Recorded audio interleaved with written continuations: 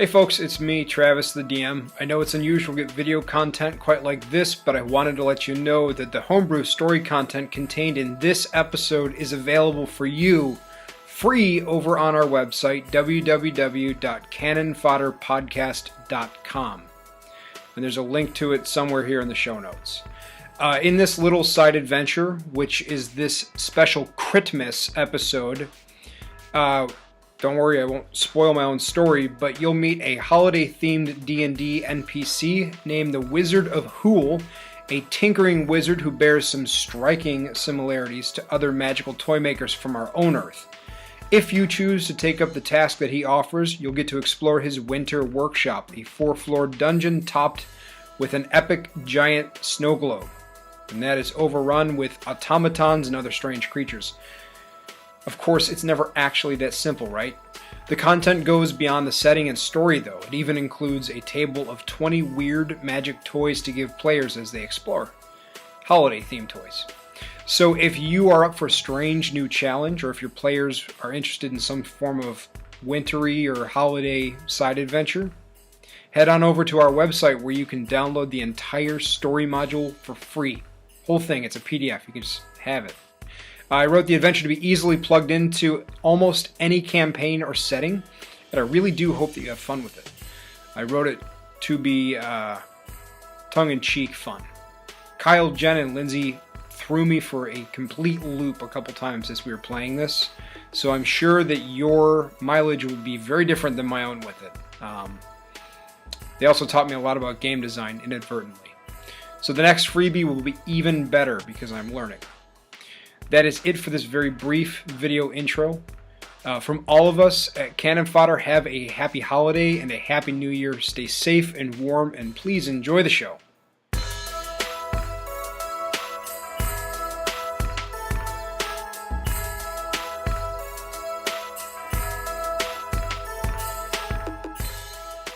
Welcome to Cannon Fodder Diecast, where we are doing a special Critmas episode.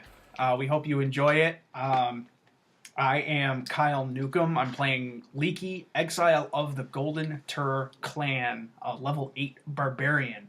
And today is actually the first session that I'm going to be using the wonderful die set that Alignment Unclear sent me. It is actually Cannon Fodder colors, and they did a really good job picking these out, and I'm really psyched to use them. I'm Jenn. I play Cezzaria, level 5 rogue, dual class cleric level 2, so overall level 7. I'm still using my handful of regular die because I actually know how to roll them, and I don't believe that my die set is cursed. Leaky. Yeah.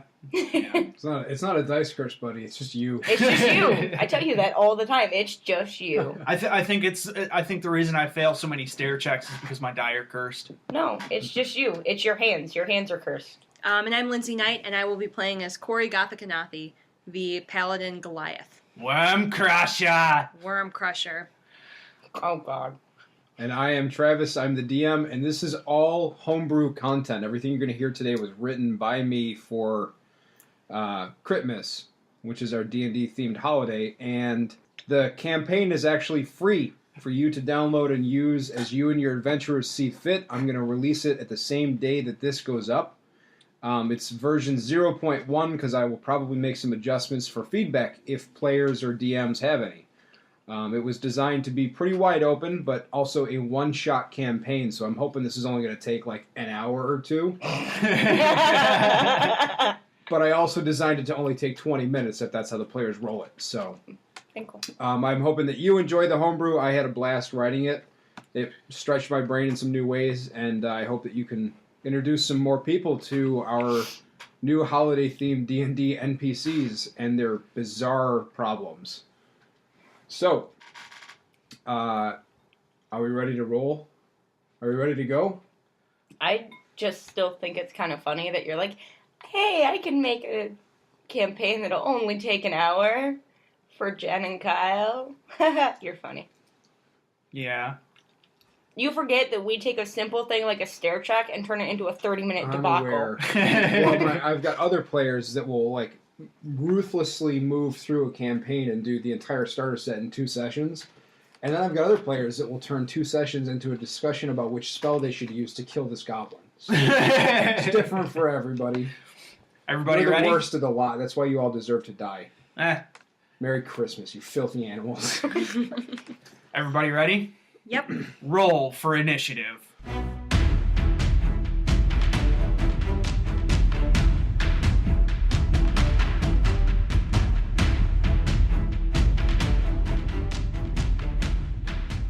All right, so where we left off, you guys had just finished finding out specifically who Robert Gray was, and you had identified the shipping company in Baldur's Gate that was shipping, the fake shipping company with the dragon chevrons that was shipping the stuff north.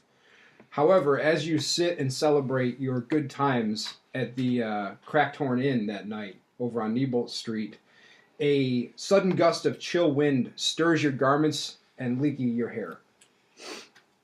Looking around, you see that a plump figure in a red cloak with a black fringe and deep hood is approaching you. And though he does not remove the hood, even though the pub is warm and smoky and filled with people, his long and scraggly beard spills from the shadows of his hood. And he places an arm under the heavy drape of his cloak, and he removes a snow globe. Shiny. Indeed. The white flakes inside drift wildly. And he says, "Do you want to buy an ever-snowing globe? Just 10 gold pieces." He stands there with his salesman look. As everybody just stares him down, I guess. Leaky's confused. Okay. He doesn't understand how it is ever snowing. So the guy, this plump salesman reaches the snow globe like right into front of your face, and he shakes it, and the little snow inside drifts around. And it just keeps drifting, even though he gave it the light shake. There's 9 pine trees, too. Nine pine trees. 9 pine trees. As I am from not this in this area, I ask them, "This is a strange little bauble. What is this?" He says it's an invention of my own, an ever-snowing globe. Do you have to Just keep 10 shaking gold it? pieces. Oh, 1 shake does it. He shakes it just to stir it up a little more, though. Well, if 1 shake does it, why do you have to keep shaking it? It's Critmas, don't you know? We love it when the snows blow. Is it whatever's inside? If it gets cracked because someone sucks at life, is that going to hurt us? Oh no, it's child safe. Ho ho ho! So Leaky can eat the whole thing. I suppose he could, but it's a toy. Don't eat toys. You underestimate Leaky. Its exit would be unfortunate as well. He's like, well, you can use the toy however you want. There's no restrictions on user use. But man, it's a toy. Well, it's up to you guys. I only have 5 gold pieces, so I couldn't buy it even if I wanted to. I'll take it! He hands you the globe. Are you going to put it next to the Scratchy Crab? Give the Scratchy Crab different seasoning? Affixed to the bottom of it, there is a little tag. But it's written in one of the many scripts you don't know. Cezzaria, what does this say? What language is it in? Common. Okay. Really? Really? I can't read! So it says, Merry Critmas from the Wizard of Hool. And he looks at all of you guys with a big grin on his ruddy face. I read it to Leaky. Yeah. Leaky shakes really hard. It blows really hard inside. It's very pretty. It's mesmerizing almost. So rubbing his mittened hands together, the Wizard of Hool looks back and forth at each one of you. Looks really long and hard at Leaky, as if he's not totally sure of what he's about to do. And then he throws back his head and begins laughing. Ho, ho, ho, ho, that's it! I think you're the ones I've been looking for. I have a merry little job, if you're willing to help an old fool out. Ho, ho, ho. What is this Mary you speak of? With an E? Happy. Good tidings. Great cheer. Oh boy. My good elderly gentleman, what is it that you need done? He slaps his big belly, And he says that his workshop has been overrun by the automatons that he uses to create gifts for all the good boys and girls. And he needs your help to reclaim his workshop. The sounds of magic. There's some magic involved and lots of engineering. It has taken me many centuries, so many centuries, to get my workflow down. Do we have... It would be a shame to lose it to these little trinkets. Would you say it's been many, many years? I love your puns. So puns are bad and you should feel bad. And from his coat, he pulls a trinket just for you for that pun. He gives you a little bag of candies. Oh, that's very sweet of him. I take the candies. I take one out and I pop it in my mouth. That one was green, and all of a sudden your hair turns green. It is an interesting look for me. Are these infused with wild magic? Not wild. Fun magic. Can we put one in Leaky's mouth? See what happens? I offer one to Leaky. No. Does it have to be eaten Yes. for the magic to work? We don't force Critmas cheer on people. I offer one to Cezzaria. Okay, I'll eat one. It was red. Now your hair is bright red. Okay. It's a good thing I didn't eat it, because my hair can't get any redder. So he says, "My good adventurers, my wand of controlling was misplaced, and ever since, the automatons, my little modrons, have been running rampant." How do you misplace a wand? It's a very long story, but right now, at this time of year, my workshop is going crazy, and it's not safe for me to be there, and I would need someone to go in and get them for me. So, are we shutting them down or killing them? If you can recover my wand of controlling, that would be great. Oh. You may have to destroy some of them, but that is an acceptable loss. Okay. Where was the last place you had it? The last place that I had it was on the 3rd floor in my library. So I say, well, good sir, whether or not these two We will go help. people decide to help, I am in for it. Want to go help find... You don't have to touch the wand. We will touch the wand and give it back so you don't break it. Oh, it's child safe. Everything in my workshop is child safe except for the modrons. They're dangerous. So why do you use them? Well, they're very adaptable, and they can also be used to defend the tower, which is what I'm concerned about. What tower? My tower. The Winter Workshop. Ho, ho, ho! Is there anyone else who is trapped inside of the building? Unfortunately, my gnomes are still there, but they were working so hard with such good cheer, they didn't seem to notice what had happened. Do you have anything that you could give us that would make it so that they knew that we were working for you? The modrons? Or No, the gnomes? The gnomes. Well, that is the catch. There's See, always a catch. I'll make it worth your while. I will give you, each of you, a magical item worth a great sum of money if you help me reclaim my workshop. So, for the gnomes, are they going to freak out when we try and help them? No, and here's why. The Can I modrons will just- attack anybody who is not gnomish on sight unless they have the wand of controlling. A great many people want to steal my secrets, you see. Ho ho ho, I have so many secrets. I bet you do. So, what I need you to do, in exchange for this great treasure that I will give you, is allow me to cast a spell of true polymorph on you. Leaky's gonna become a gnome. Can I just go as Leaky? No. He says, if you went as yourselves, I suppose you could, but I'm concerned about the enormous amount of damage that the constant battle would have. Also, we're trying to kill as few of the modrons and gnomes as possible, right? Yes, I would be very grateful if you did not destroy my modron workforce. Yeah, Leaky. Ho ho ho! You'll have so much fun in my workshop. Just accept it. It's only for a little while. Well, if it's true polymorph, it's forever. Until I dispel the spell. What guarantees do I have that you're going to dispel the spell?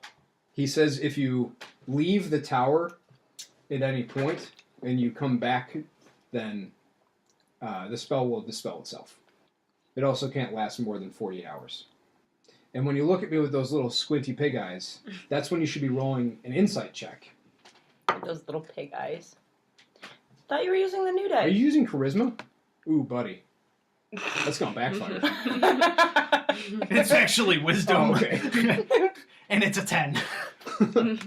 It seems as far as you can tell that he is being honest with you about the spell fading. I guess I'll try backing it. Oh, no, I'm not going to back it up. Jen, you can try. If it's a wisdom check, I'm... Why is the rogue the smart one? Critical fail. Good job. I know nothing. Jen's sold. Do me. And I got a 9, so I probably know no better than Leaky. Okay. Leaky is the wisest one here. Oh, God. Well, on another I guess you're the most skeptical, Cezzaria though. does have a cold, so Leaky is my the judgment's off. Leaky's the most skeptical, so I suppose he's probably being the most critical of the Wizard of Ool. Cool. Okay, so are we off? Are we going to do it? Within character, this kind of makes sense because he's so skeptical of magic to begin with. So it's kind of funny that it worked out that way. And I'm just like, all right. I just really want to see Leaky look like a freaking gnome. I don't know if I like this. He says, "Listen to me, young lad. If you're really so concerned that the spell won't wear off," and he plucks a berry off the top of his staff and he gives it to you. He's like, "Eat this. Do it. What is it? It Do will it. dispel the spell. But you haven't put the spell on me, so how is this supposed to... It won't help right now. Don't eat it right now. That would be a terrible idea.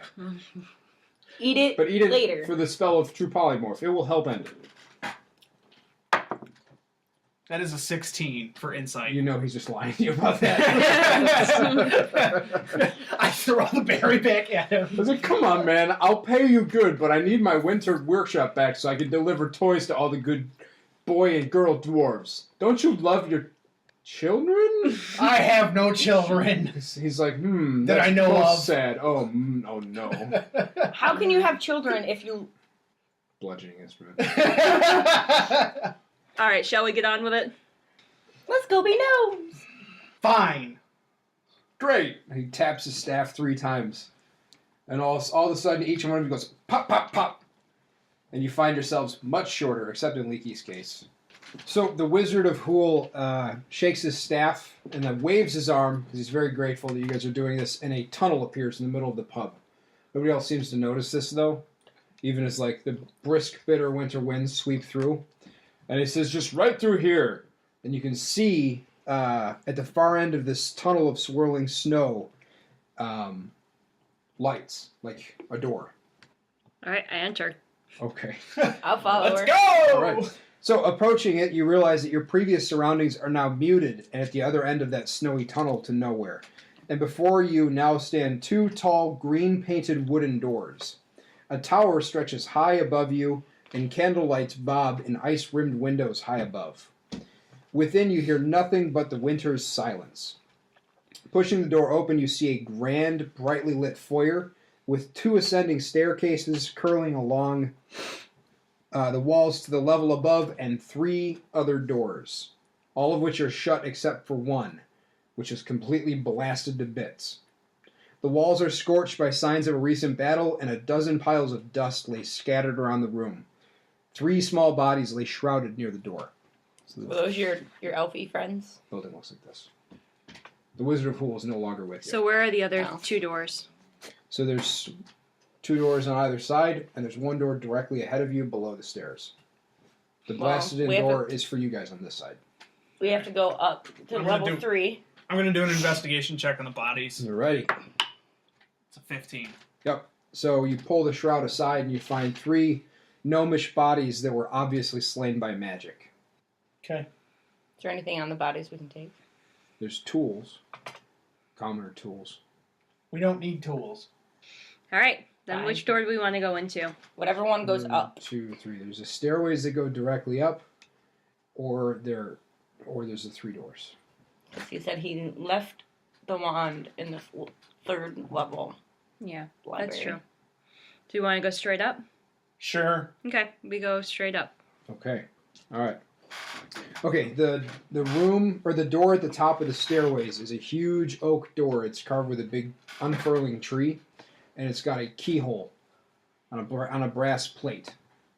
Can I pick it? You could try.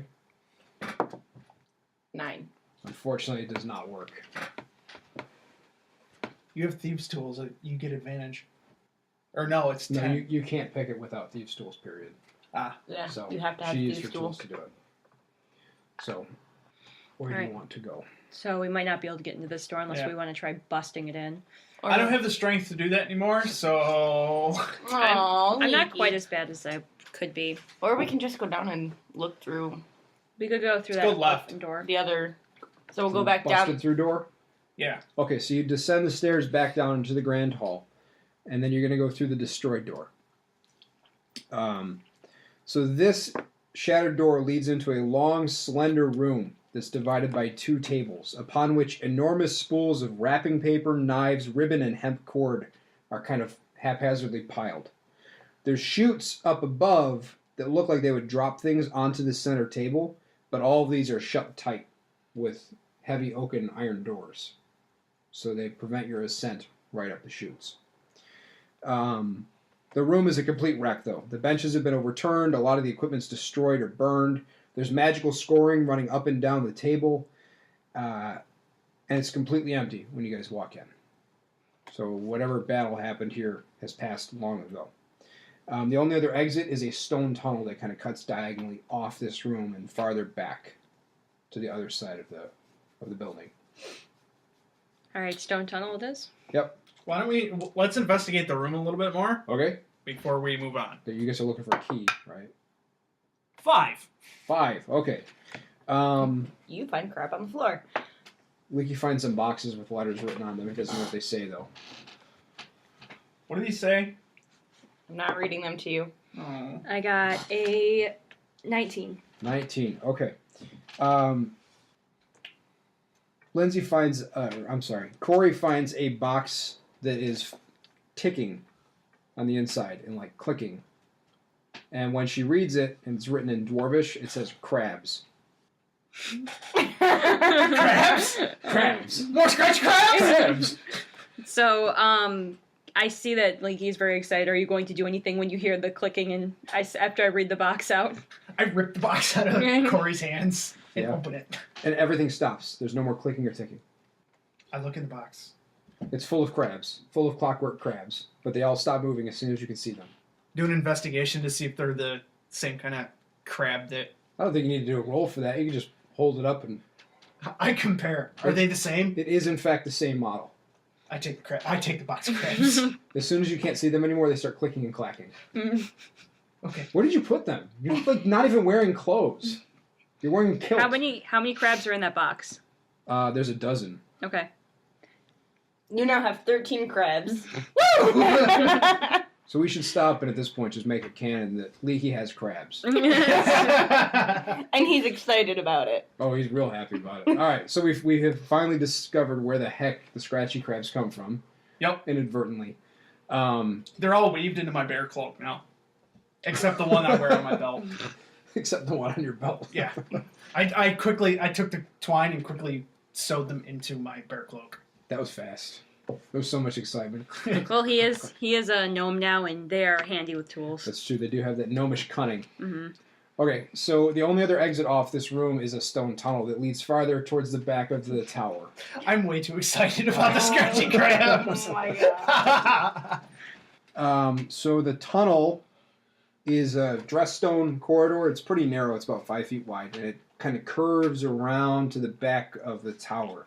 So this would be leading you to the door that will be underneath the stairways if you're keeping a mental map of where you're going. This room's high ceiling is supported by heavy rafters from which hang a number of now broken candelabras. The rafters drop down to 6 wide, heavily constructed stables. The doors of several are blasted open, and their pieces are piled around the giant sleigh that sits in the center of this large chamber.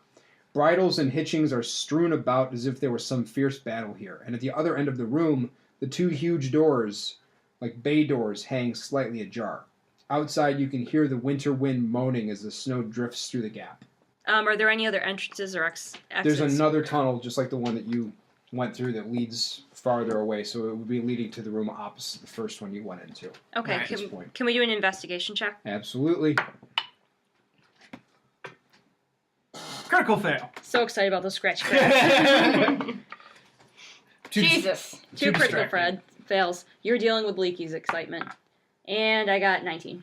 Okay, so as Leaky and Cezzaria are getting themselves into trouble, Korri pulls a key off of a hook. However, a polar bear comes rushing out of one of the stables at Cezzaria. Roll for initiative. Roar. Korri turns to them and says, 10. "This looks unbearable." Your puns are bad, and you should feel bad. There are going to be so many Christmas puns today. It's going to be beautiful. And you're going to get the same response from Leaky every time. I got a 10. Okay, so I got a they've 9. got the surprise on I Cezzaria got because they 19. left, but they didn't roll very high. So since you guys critically failed, they have a surprise on you. The polar bear. I had a 19, though. No, they don't. They don't surprise me. Oh, you're flying into a rage? Yes. Unfortunately, Cezzaria is the target, so you had a 19? Yeah. And Yeah. but 9. when I did the perception check of the room, I had a All right, what'd you 19. have? 10. So the first one's going to come charging out of its thing at you, Cezzaria, since you critically failed. And it's going to make a multi-attack against you. So it's making one with bite and one with claws. So the first one's a D8. So its attack was a... Holy shnikes. 25 strike That's a hit. Good for God. 10 damage. And the claws is a whopping 11. No. So it did 10 damage, but it bit you. Ouch. And then from the back, another one comes charging at you. 2 of them. Ready? Sure. I know that. Actually, they go after because you can strike back now. Yes. There's one that comes charging out. This is what causes you to fly into your bristling gnomish rage. It doesn't get surprised because I suppose you whip around to hit it with whatever you have at hand. How far away are they? It's right now. It's on top of you. Right on top of me? Yep. Alright. It's within melee range. Boopolo. So one comes charging out at Cezzaria, another one comes charging out at Leaky. Leaky flies into a rage and meets it head on. As usual. That's 16 Hit. for 14 damage. Ooh, bummer. 14. All right. So you hit it. And you did some damage to it. And then striking again. Yep. So that's a 22 That's a hit. for 14 damage again. So 28 total in 2 strikes. Somebody's OP. All right. That makes it Korri's turn. Even Korri, as a gnome. Korri, you are standing like 15 feet away, so you can see all of this madness happening. Okay. Feel free to do whatever damage or to abstain and laugh at them as you see fit. I know that Cezzaria was just, even though she was distracted, I feel that I should defend her, as I am a paladin. And she defends the weak. And I am and these people are a stranger in a strange land, much like I usually am. So, You just wait until the polar bear rips I have your kilt. 17. Hit. And I do 5 damage. All right. Wow. Gnomish strike there. Gnomish strike. Anything else? Don't you have another attack? I don't know. Yeah, I do get She my. does have her smites. I too. think I do. Yeah, I do get my multi-attack for this, I believe. I was going to say, If that you should be a take the attack paladin option, ability. yeah. Yeah, it should be a paladin one. Let me make sure. I do have my smites too. Yep, okay. So I'm going to do my second attack. At the same one. I swing for 13. Hit. And I do 5 damage again. Okay, so it took a total of 10 damage. All right, that makes it Leaky's turn. Again? So moving around, well, yeah, because your rages interrupt the normal turn of operations. Okay. So the bears rolled the lowest. Verification. Hit. For 16 damage. Oh, wow. Okay. Wow. Not a bad hit. All right, second attack. For 15. Not bad. No, that's not the damage. Oh, that's a hit. Yeah, armor class is 12. For 8 damage. All right. So that brings it. Okay. All right. That makes it Cezzaria's turn. Finally, she gets a chance to strike back. So I'm going to use Tide. Okay. Makes sense. Is that a 9? It is a 9. So 18 would be enough to hit. Oh, yeah. 2, 4, 10 damage. All right. 10 damage to the one that was on top of you. Are you disengaging? Can I disengage without having an attack of opportunity? That's the rogue side. It's a bonus action. Oh, for that's a the rogue thing, Yeah, yes. You should always disengage and back up. Yeah. Okay, so that one. So the one on top of you has taken 20. What's your passive perception? It's based on wisdom. It's your wisdom score, I believe. Wisdom modifier plus 10. 12. 12. So as you like whirl away in a swirl of your cloak that's hilariously too large for your gnomish body, you see a name tag on it that says Crasher. Can we put them back in their houses? Now it's Bear's turn. Can we put them back in their houses? You could maybe connive a way to do that. So it is now Crasher's turn, and Crasher is going to roll a multi-attack against Lindsey because Lindsey is hurt. Crasher's going to roll a multi-attack against Korri because Corey's closest. So first it's going to attempt to bite you. Okay. It rolled a 11. Nope. All right, now it's going to attempt to claw you. And it rolled a 24. Yep. Okay, so it does 11 damage. Oof. Okay. 11 slashing damage as it like rips at you. Okay. Okay? And then that makes it the other bear's turn. You don't know this one's name, if it has a name. And it's going to roll against Leaky because he's point blank. And it rolled a 17. Nope. Nope. Okay. And then it's going to attempt to claw you. And this one was a 22. That's a hit. 15 damage. Ouch. Slashing damage. So is it halved for you? Yes. Okay. So 8. So 8, yeah. So 8 slashing damage as it attacks the garish colors of your kilt. Alright. That makes it Korri's turn. I'm going to start by having a vow of enmity against the bear that I am fighting, the polar bear that I'm fighting. To be fair, it is kind of an enemy. Yeah. So I get to do I gain advantage on attack rolls. Oh god. And actually, do you have an extra D20? Is Vow of Enmity a bonus action? Yes, it is. Okay. Just make sure. All right.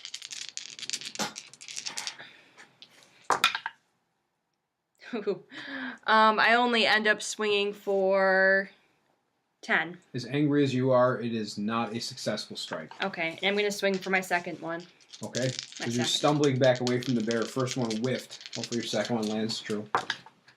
Yes, That is a natural 20. Natural 20. All right. So I have 7 So Korri regains her balance. plus 4, so that's 11, plus 3, so 14. All right. Okay, that makes it Leaky's turn. What? Second bear is still on top of you, still swinging, as it were. Okay. Roar! Natural 20. Oh, man. Whole 12 plus 4 plus 2. So 18 damage plus 6. So 24 damage. So you killed the bear. You Check care it for to a name narrate tag. what happened there? Huh? Do you care to narrate what happened there? Brought my axe into the shoulder and through the heart.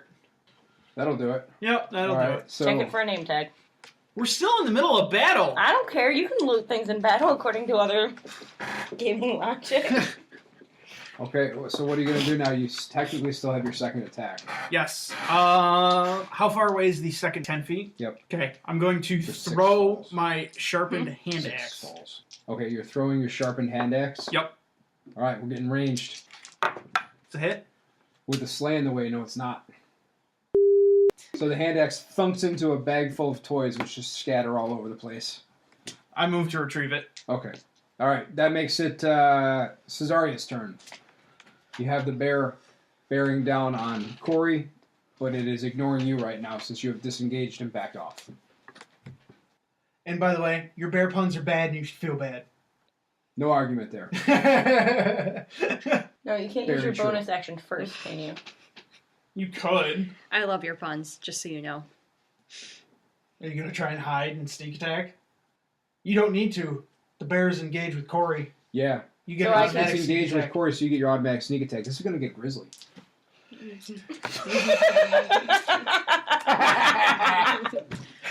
Alright, that one was actually pretty good. So, I don't know, this whole fight's getting pretty polarizing. Oh, man. Oh my god! Easy. so I'm going to sneak up next to it and use tide. Okay, you don't have to sneak. It's engaged with an enemy within 5 feet, so you get automatic sneak attack. No, but that means I get all mine. She's being very sneaky then. Fistful of die. Although, Let's see. It's only an 11. Unfortunately, it doesn't work. Oh no! So I back up and try to It's got a very thick hide. Sneaking is a bonus stack. You don't have to do anything. Yep. Or a bonus action. So, very thick hide. Unfortunately, Tide is not able to slash it. So, that makes it Go for the belly. the remaining bear's turn. The remaining bear is going to try to bite Korri in the face. okay. It rolled a 21. Yep. Okay, and it did 6 damage Okay. with its jaws. And then it makes the slashing attack, Nom nom nom nom nom. which misses. Okay. So, there's only one bear left. That means it is Korri's turn. Okay. Also, so try not to abandon the seat in the middle because it keeps showing up as squeaks. sorry, I had to get a piece of paper and a pen. So I'm going to swing at our friend there. Chaser. This is not the one that was attacking Jenn, right? Or is it the one that It was is the one that's now Okay. attacking you. So I still have Valve enmity. That's Yep. what I was making sure. So I hit because one of them's an 18 plus 5 or plus 7, so 25 hits.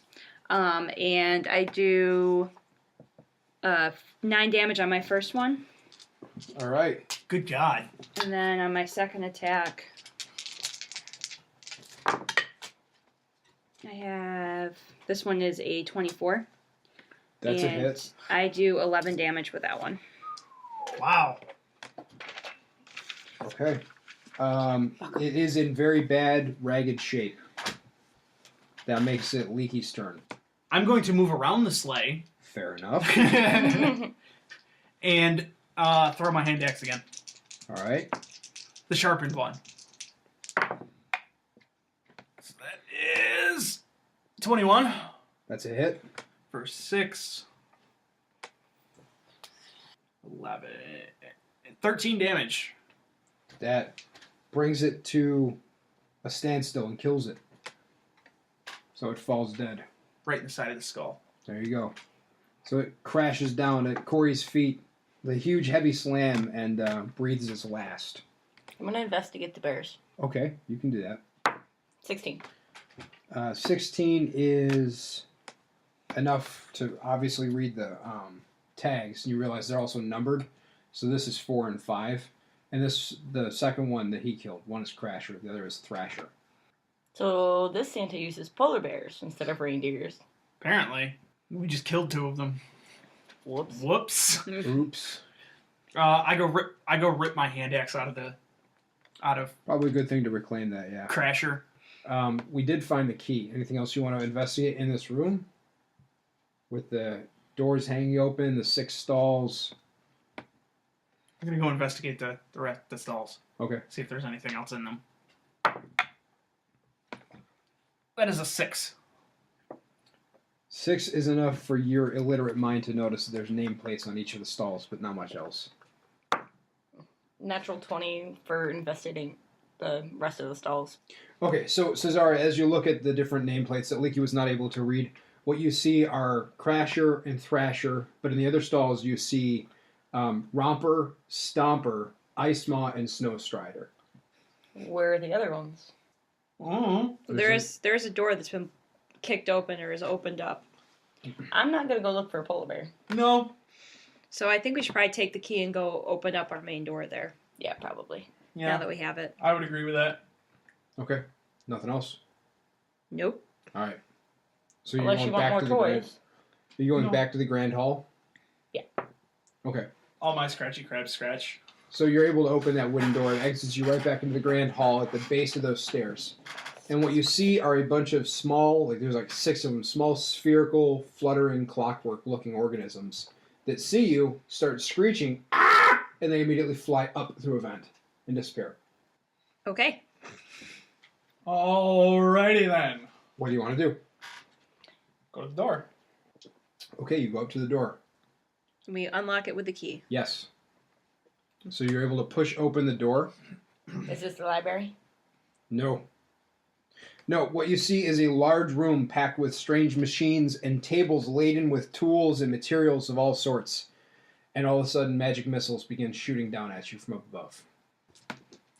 Should we roll for initiative? Yeah, you might as well do that first. Okay, so unfortunately, Cezzaria is at the very bottom of the roll here. Again. But, yeah, it's weird. What's going on with the rogue? It's like Rogue your is- dice are cursed. Rogue is sick. Rogue has a cold. A gnomish cold. Okay, so I'm going to roll some damage against you guys. First one, shooting at Leaky, rolls for 21 strike. That hits. Okay, it does 5 damage, magical damage. Second one is rolling at Cezzaria, and it rolls for a whopping 8. Nope. Okay. Third one is rolling at Korri, and it rolls for a whopping 8. No. Interesting. Fourth one's going for Leaky, and it rolls. It's a critical hit. So it's 8, and then it was 11 damage, magical damage. Good God. All right, fifth one shoots at Cezzaria Holy health, Batman. for 21. That hits you, right? What? 21 strikes you. Yes. And that one does 3 damage. And then the last one at Korri for 14. Nope. All right, so that is the magical barrage. Ow. Yeah. So now that we've been barraged, can we see what's happening? Yes. So what do we see? The room is dark and poorly lit. It's the first dark room that you've come to. Everything else before this has been kind of like magically suffused with bright, cheerful light. Ho, ho, ho! But this one has been banked and dampened so that you can't really see that well. But there are a bunch of gnomes up on the tables above you behind the piles of scrap. And they are like just raining down on you. There's at least 6 of them. So can we try talking to them? I suppose you could, but it's Leaky's turn first, and he just got pummeled. Yeah. Leaky, wait. Gnomes, talk to them. Can you ready your Also, attack? it's worth noting that the floor is just scattered with debris and supplies and all sorts of stuff, which makes it difficult terrain. Movement is halved. Can I take cover? Is there cover around? No. They've cleverly set this up to be a killing spot. Okay. Why? I'm a gnome. Why? Why do you attack me? So what are you doing? Are you rolling a persuasion check there? Yeah. And actually, since I'm a Which I gnome, think I it's get a advantage. sympathy check. And since it's a charisma check and I'm a gnome now, I get advantage on those. Yay. Good thing you got advantage. But I know. notice that I it is- told you the old set is cursed. I don't think it is. It's beginning to look a lot like Critmas. Everywhere you go. All of the dice will always So that's be a ones. 12. Okay, it's a 12. Yep. They mercilessly give you the finger. No. There's no mercy here. Just ready in action. That's it. That's all I got. That was my action. So, So Leaky begged for help, and I guess hightailed it, started running. Cezzaria, if you want, Move or 15 I'm up feet. next, I guess. Mhm. So I'm up next. Difficult terrain halves your speed. Yeah, my speed is 35. Oh, okay, so you move, 17 feet? 2 feet is going to really save you. Yes, it will. Okay, so that makes it, no. Just like that half an Corey's inch turn. makes sense. So I'm going to also try to persuade them. Okay. So And you're a gnome, so you get I'm a gnome, advantage. so I get advantage. I'll take that advantage. Thank you very much. And I get 14. 14, you're rolling against my gnomes. What are you doing to them? I'm trying to persuade them to Oh, halt. you're persuading. Okay. 14 is enough to pause several of them as they, like, double check exactly what they're doing here. Okay. So several of them will stop firing. All right. And then that makes it their turn. So 3 more of them are going to bear down on you. First one's shooting at you, buddy. Why? But you're moving so fast they missed. Woo! Second one's going to... The second one is still determinedly firing and shooting at Cezzaria. It rolled a 23 for 8 damage. Ouch. Natural damage. Ready? Mm-hmm. And the last of the 3 that's shooting is shooting at Korri, and it rolled a 17. Hits. Hits for 7 magical damage. Okay. And that makes it Cezzaria's turn. It's up to you how you want to proceed. It's difficult terrain, so you can only move 15 feet unless you're a freak. It's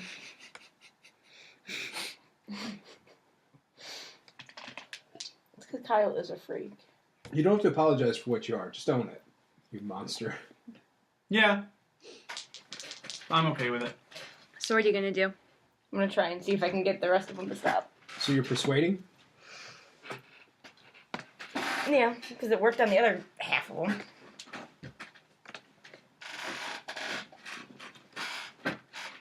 All the chair creaks. I know. I know, that's why I waited. Alright, so 16. Okay, 16 is enough to get them to stop. And you hear one squeaky she-gnome's voice going, wait, hold fire. We're gnomes! Sir, no. It would be Wizard Ool. Yeah, Ool. Wizard Ool sent us to help save you from the machine things. They start firing again. Get him! They're working with him! So it's the gnomes. So they're firing again. Mm-hmm. So that makes it Leaky's turn Shit. as they start bearing down at you and pushing the scrap piles down on you. So it's the gnomes that are attacking everything and not the machines. God damn it. How far away are they? And can I see them? From you, they're about 10 feet away from all you guys, but they're uphill over the piles of scraps, and they have 3/4 cover. Okay. I'm angry. Yeah, that's understandable. They've got a +5 to all their AC bonuses. I'm going to throw one of my hand axes. Okay, fair The enough. sharpened one. Fair enough. I'm running them with scout stats. 18. 18 is 24. A hit. That's a hit. Okay. For 1, 6, 8 damage. Oh boy, that hurts him. He squeaks and falls down from the top of the pile. Not dead, but very sad. Okay. Okay. How far away is he? They're spread around in a semicircle around you guys. So you were right inside the kill zone. Okay. So you could probably hit another one. It's at 3/4 cover. And I suppose you could probably charge up the pile. Alright. I'm going to throw my other hand axe. Okay? The dulled one. Maybe if you Frickin' weren't, orc. maybe if you weren't such a jerk. He lost that arm in the Dwarf Force, you know. In his Medieros tribe. Yay. That's a 19. That is a hit. For 2. Because simple-minded today. Fair enough. 4 damage. 4 damage. Because okay. I don't get any additions to that one. He shrugs that one off, but it hurt him. He's got a pretty nasty gash. Alright. I'm going to charge close to the as close as I can to the nearest So one. you can climb to the top of the pile, but you Okay. can't get any closer. Okay. Okay. That makes it Korri's turn. So how far away is the top of the pile? It's like one full turn's movement to get to the top of the pile. Would I still have my action? You'd still have an action, yes. Okay, so I'm going to do that. I'm going to get to the top of the pile. Okay. And then I'm going to engage. Okay, one of them is within range. Okay. Armor class is 13, so you're charging to the top of the pile. Oh, my monster manual's coming apart. You're charging to the top of the pile and just swinging down at the poor little monster at the bottom. No, they're all monsters, though. I'm a gnome too. True. You're all monsters. Like I said, you all deserve to die at the beginning. All right, well, I'm going to roll now. Okay. So I have 19. Did you do... That's a hit. Why are you rolling with advantage? Oh, I did do my vow of enmity, so... Do you want me to re-roll that with one? No, I was just going to say you declared your vow Okay. of enmity against the gnomes. Okay. We're I going to can only retcon pick. that in. I can only pick one, so that will be my one, and I Okay. think I can redo it in my next turn.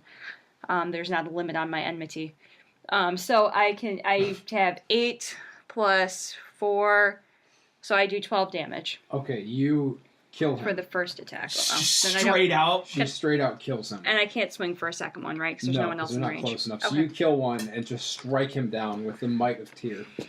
That makes it their turn, and they are going to immediately begin showering you two with magic missiles. So Cezzaria's the one that's attempted to reason, it just backfired. But you guys are up on the top of the mound now. First one rolls a natural 20 against Leaky. Great. 4, Sorry, 5, Leaky. 7, 8, 9, 13. Good God. 13 magic Half. missile damage. Half of that because you're raging. So, 7. 7.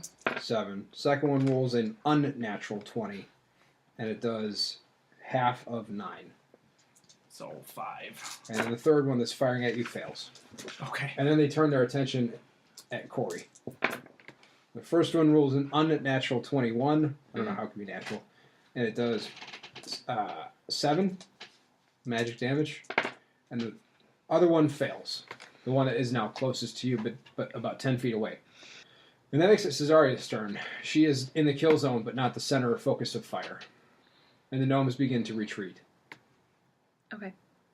Are they retreating, like, towards me or They're back up? retreating back deeper into the chamber, and they're pushing over the piles of junk as they go to make sure that the terrain stays difficult. The wizard lied to us. You're just now realizing that?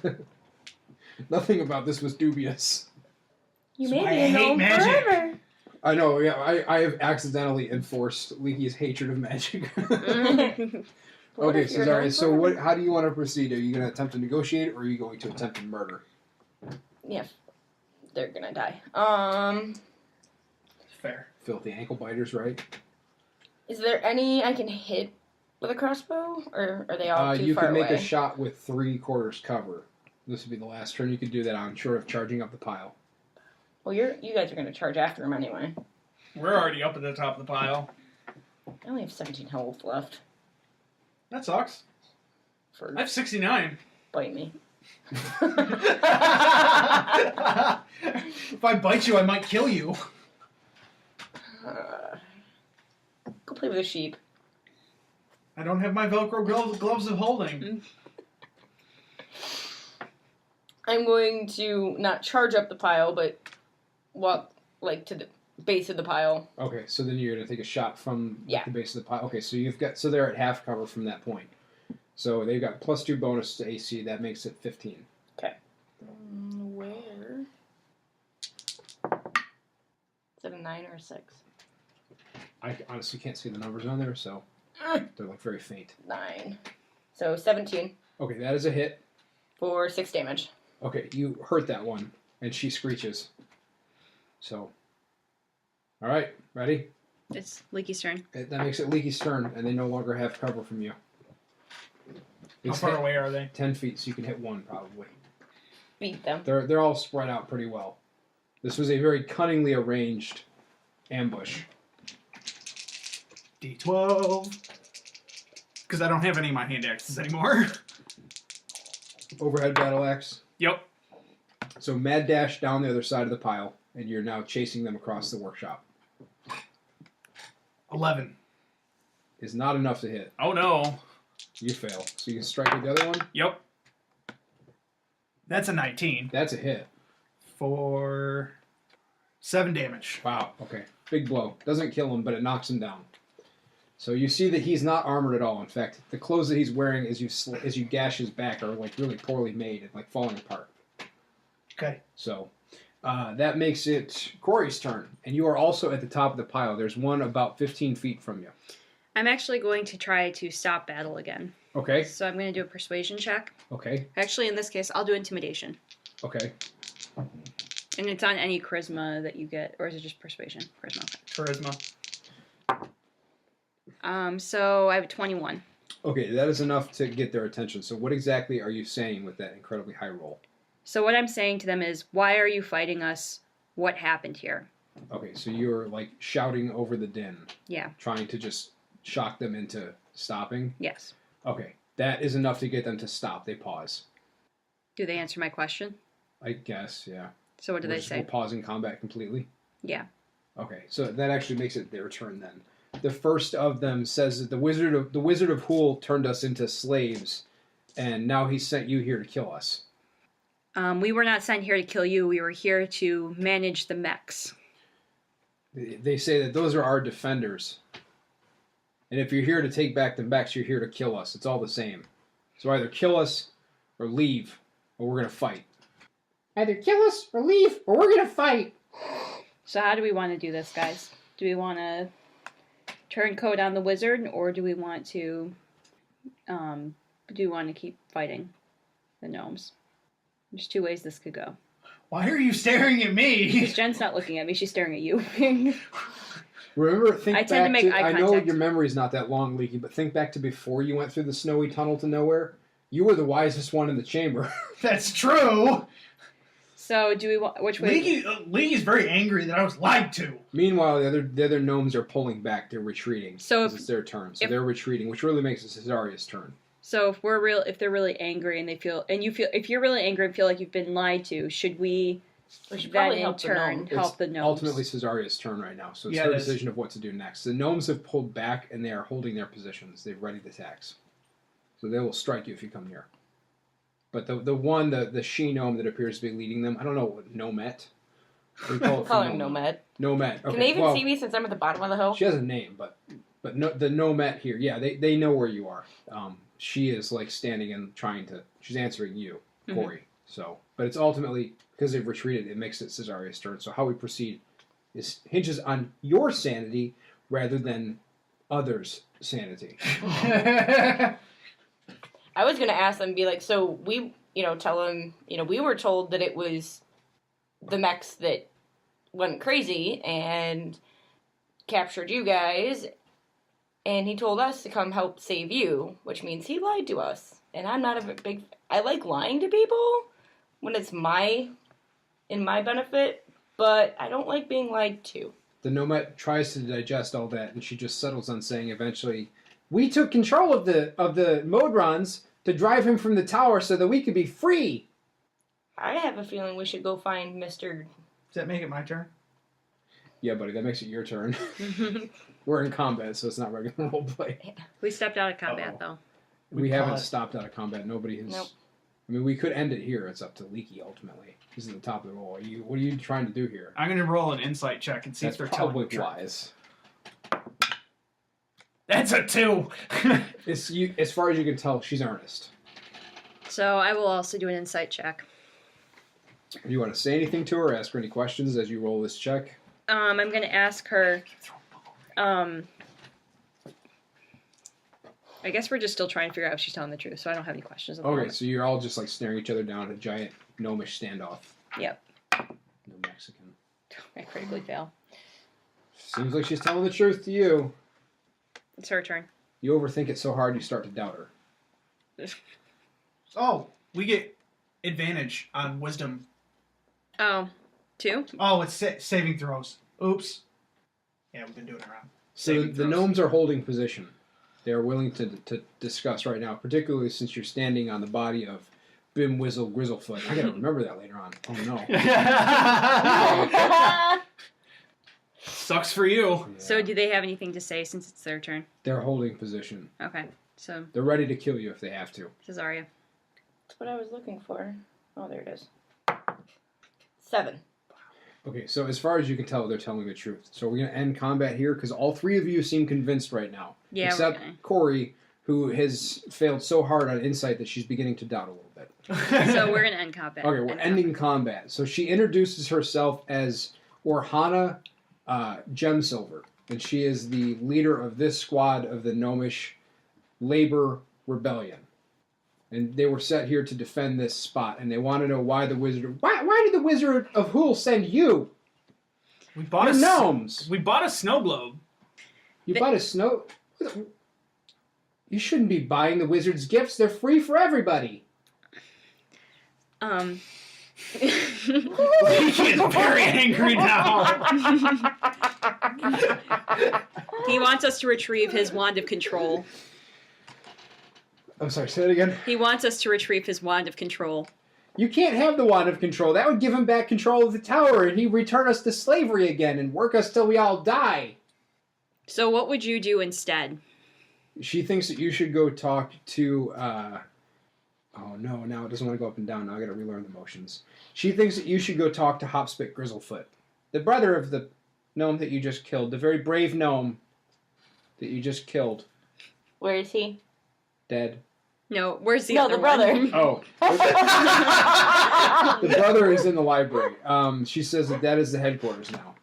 All right, so can you escort us to the library?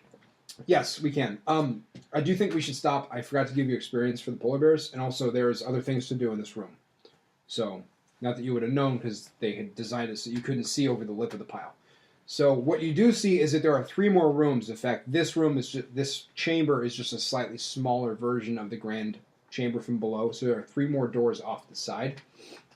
The entire thing used to apparently be some sort of like manufactory where they would make stuff. I just want to go kill fake Santa Claus. But it has been weaponized. So if you want to investigate the other rooms, you can ask her for a tour, or if you want to compile the experience, I can do that for you very quickly. Let's compile the experience. Okay. So one gnome scout killed in bad faith is worth 100 experience, and the polar bears are each worth 450. So that is an even 1,000 divided by 3. So 333. Yes. Which means we leveled up. Did you? I think. Are we not that No. close? Not quite? Oh. Mm-mm. Okay. I was gonna It's say, you guys are at 34,000. like 29,000. Oh, never mind. Okay. Not quite. Okay, so she is she's willing to answer questions or take you to Hopspit Grizzlefoot up in the library if you need to. Let's do a tour of the room. Okay. Well, there's three doors off of this main manufactory chamber. Where would you like to go? You want to go to the north, west, or east?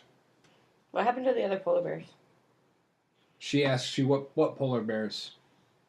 The sleigh polar bears? Yeah. Crasher, Thrasher, Stomper, Romper, Ice Maw, and Snowstrider? What happened to them? Well, they're not in their stalls. anymore. Did somebody open the door? Apparently. She's Apparently. distraught with the idea that they've escaped. They all escaped? There were 2 that attacked us. They attacked you? Yes. And what happened? We killed them to save ourselves. All the gnomes start screeching in lamentation. To try and come help you. You see at least one is ready to attack you. Sorry. He's so angry about it. We tried to get him to stop. Saw a name tag on Crasher. Crasher's dead? Yeah. So is Thrasher. And so is Thrasher. No! They're very upset by this.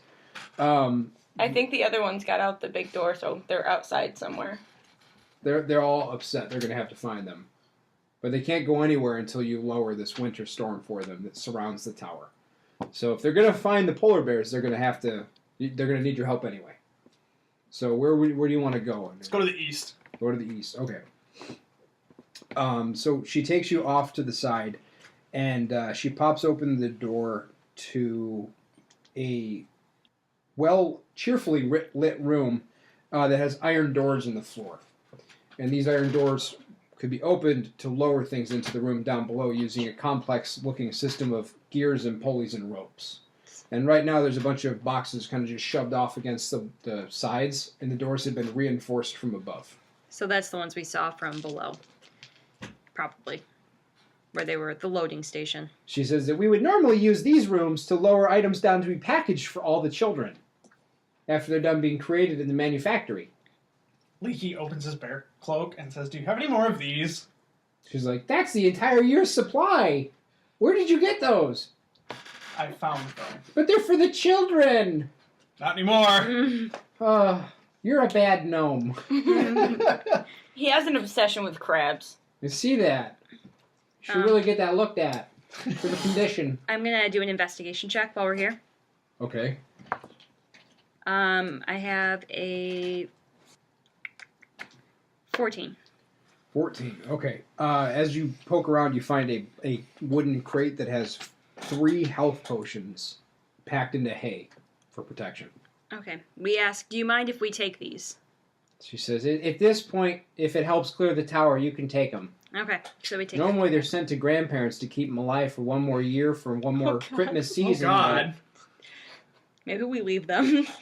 Health potions only give you 1d4 of health. That is the Tower of Dick Dice. Just saying. I got a fear. Hour and 20 minutes. I've been I building looked over it. It towers. was just like a dick shape. I've been building towers of dice like all day. Okay. So I say we leave them. I already have 2. I'm not that greedy. Okay, so I can let's touch leave. myself, Okay. We can leave which them. I should do.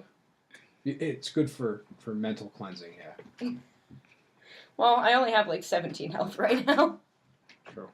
All right, so we leave those there. Can we go into the room to the south? She says, sure. Not to the south, it's to the west, but yeah, that's the hall. So this long firelit hall is filled with nearly 24 gnomes who sit at long tables or lay on makeshift beds along the walls, recovering from wounds. Their faces are somber and drawn, and many of them are wearing bandages or slings. These gnomes have fought hard, and they're very tired. 4 drones move through the crowds, offering drinks or food from plates with a kind of vapid politeness. 4 of the tri-drones, which are big, like, 3-faceted drones, stand guard in the corners with javelins at the ready. So. Let's go to the door in the north. Door in the north. She says, "You ready to go up to the library?" Sure. Great. So she takes you to the door in the north, which is the replication lab. And this room is filled with strange machinery and tinkering stations. But it's a series of many cubicalized workshops. There are racks of strange, almost alien tools, smoldering test fires, glass containers, and shelves of odd bits and ends that pack the central floor where the gnomes in uniform green tunics work on something much more mundane. They are replicating weapons. All sorts. 10 of the duo drones are winding through the tables and racks, delivering material components to the gnomes, who etch runes onto blades, they silver arrows, and they also work with feverish intensity. They're singing a low, droning work song as they labor. And the one thing that she leads you immediately towards is this staircase that wraps up and around the perimeter of the room, which is guarded by more of those tri-drone automatons. She leads you up the staircase and through the door, unless you have any questions. Are there any magical weapons that you have produced? Not that we can give you. This is all for defense, for the Gnomish Labor Rebellion. What if we traded you? One weapon for another. Why would we give you a magical weapon for a mundane weapon? Fine. Okay. Are you proceeding forward? Yeah. Mm-hmm. All right. So in the library, the stairs open up to a warmly lit room with book-lined shelves. There's spell books, technical drawings, schematics for toys, incantations, rune diagrams all scattered all over the place. Overhead, a candlelit globe hangs suspended in midair, and dozens of gnomes are poring over unfurled scrolls or digging through ancient copper-clad volumes on spellcraft at the tables in the center of the library. There's a bunch of these little duo drones still that are carrying books back and forth. And at the very center of them all, a gnome with a beard so tangled and snarled that he might be mistaken for a scrawny dwarf stands with his fists on his hips, tapping one foot impatiently. There's a black box hanging on a chain around his neck, and a slender brass rod slung in the holster at his pocket. What's in the box? What box? The box that's around his neck. Orhana Gemsilver tells you that that is the gizmo of interference that prevents the Wizard of Hool from using his own wand of controlling on the automatons. So he still has his own wand of controlling. She says probably. How did you manage to get the Wizard Hool out of this workshop? Are you asking Orhana, or are you guys walking up to Hopspit? I guess we walk up to Hopspit. So Hopspit turns and he goes, Who are these now? This is a freakishly deep voice for a gnome. Say, It's almost a dwarf. we were originally Dwarf-like. sent by the Wizard Hool to He looks at you really suspiciously. He's like, Orhana, are you sure it's safe for them to be here? gain back the tower, but since talking to Orhana, we have decided to help you out instead. He's very dubious. He's like, how can I trust you? He kind of like holds the thing in his neck. Because we were lied to! And I don't like being lied to. Why would the Wizard of Hool send gnomes? This doesn't make any sense. So we could tell him that originally we were not I was gnomes. just getting ready to You're a say. bunch of liars! He No. He made us. Race pretenders. Sorry. He forced us to. He Take said this that if we spell. were gnomes, the automatons wouldn't attack us. That's nonsense. They would have attacked you anyway. What kind of sick, depraved mind would just turn you into gnomes? Another lie. You got The one that turned you into slaves. Can we kill fake Santa So Claus? can we ask him, could you turn us back into... He says, yes, I have a mage that can do that for you. But how am I supposed to trust you to know that if I turn you, you're not going to turn out to be something even worse than this fake gnomery? Well, I'm a dwarf. That helps. Uh-huh. We could A say little better, I guess. our past actions have shown that we tend to help more than destroy, or at least in my case. Great. My past actions show that I was once a king. I don't know you. You're dangerous. Orhana, why did you bring her here? So we should do a persuasion check. Probably. So I got a 20. So you're persuading him. That we To- are trustworthy. Okay. So he says, I forgot a key detail about how to summon the Wizard of Hool. Whoops. This So I get for drinking too much beer to start with. So he's supposed to have given you a ruby to squeeze for when you have the wand of controlling. So if you back up, like once you have it, you're supposed to squeeze it to summon him. So he asks you, "Do you have the ruby?" Yes, we do. Okay. Can I see it? Of course. Great. And he like looks at it. He goes, "Yeah, this would have been used to summon one of us back in the good old days before we were slaves. In fact, I think this would have been used to summon Bagnamet. Who's Bagnamet? He is the chief tinker. He's why we all got started on this big revolution. He kidnapped our chief tinker, Bagnamet Snowsilver. Where is he? He's up above us." He like points really solemnly. He's like, "He's in a glass dome at the top of the towers." Why can you not get to him? "Because we can't get through the door. Maybe you know how to get through the door." Can we break through the door to go get him? If you turn me back into a dwarf, I'm pretty strong. I might be able to It's break a magic door. Oh. It's sealed with the Wizard of Hool's greatest magic to keep the dome safe. Oh. It's the source of his magic and the snowstorm that has us locked in this tower. We can't go out without dying of chill. But if we can get through the door, we can shut off the storm. Do you know of any way to unlock it? No. We've been searching for a week since the rebellion started. Searching for what? For a key to get through the door. An incantation. Look at all these gnomes. He's got like gathered around inside the library. They're all busily reading and searching. They're trying to find the passphrase or however they can use to break through the door. If it's a magic door, I can't lockpick it. No. I pull out the snow globe and I'm like, would this help at all? That's a child's toy. Oh. What's wrong with you? I tried! So what parts of the tower have you searched? They've been through the entire tower. And there's more rooms off of this one, but basically they have not figured out how it is that the Wizard of Hool typically opens that door. They have no idea. So what if we summon the Wizard of Fool, put him in a trap, and get the information out of him so we can figure out how to open the door, save your chief, and stop the windstorm? He likes that idea, except he's not convinced that even with all of the gnomes and you, that you'd be able to trap the Wizard of Hool. You'd have to fight to the death.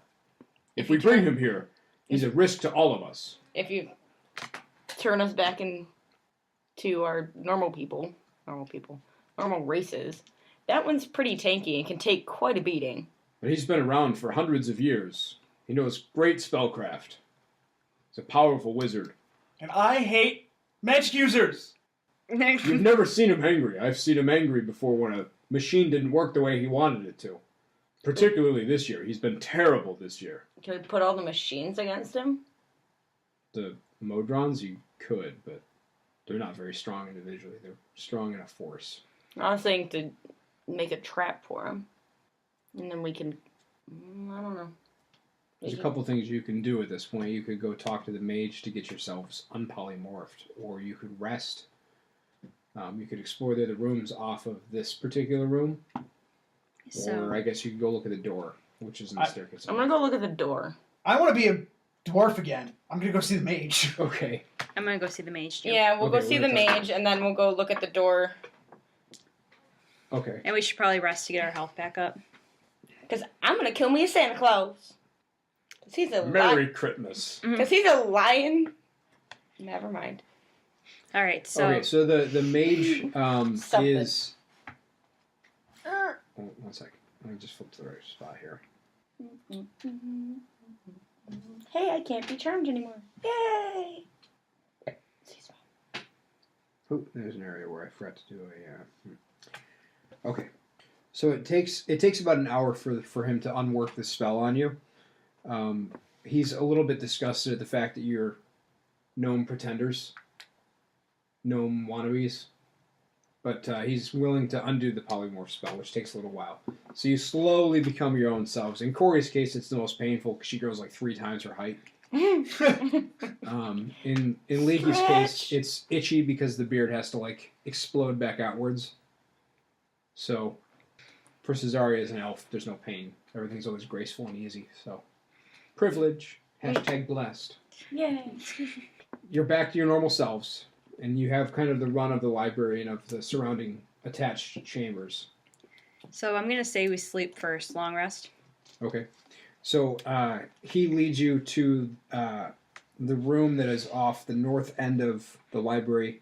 It's the Master Chambers, and these lavishly decorated bedchambers are designed for the comfort of the Wizard of Hool and any of the guests that he might choose to house here with him. It has beds with thick mattresses and blankets that are always warm. They're blankets if ever warm. I want one. In real life. And are currently occupied by the worst of the wounded gnomes. So you guys have to sleep on the floor. I don't care. Meh. So it's not the worst place I've ever slept. You can do a long rest if you want. Mm-hmm. Yeah, that would be good. So we long rest. Okay. That was a great nap.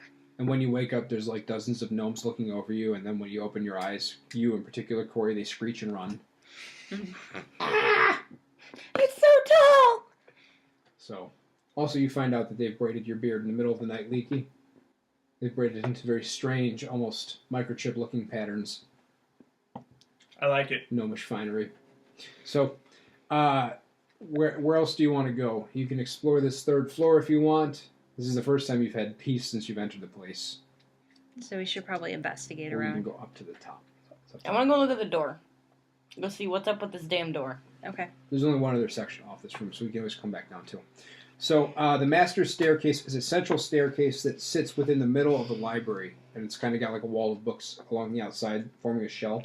And the spiral staircase goes up to a platform up above, where 4 of the quadrones, which are like D6-shaped robots with wings, stand with their bows trained on you.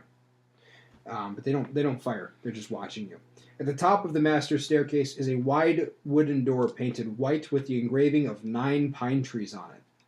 A brass plate stands in the center of the door, which does not seem to be designed to accept a key, but rather some sort of gemstone. All attempts to attack, force, or sneak through the door have so far been rebuffed, and blades and also parchments of paper with various incantations and stuff written on them are just kind of like littered at the floor of it. What if we Put the that gem? ruby in the... What about the ruby? Will that fit in the slot?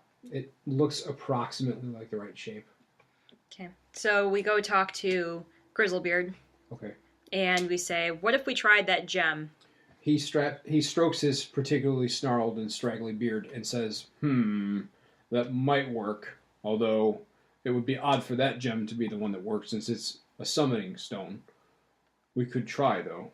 Do you have any other gems that might fit that? Well, the Wizard of Hool had many gems. He loved his gemstones. So it could be. Okay, we're gonna go try it. Okay. So do So we get what's it your back plan? from him? I want to investigate the other room first before we go up into the.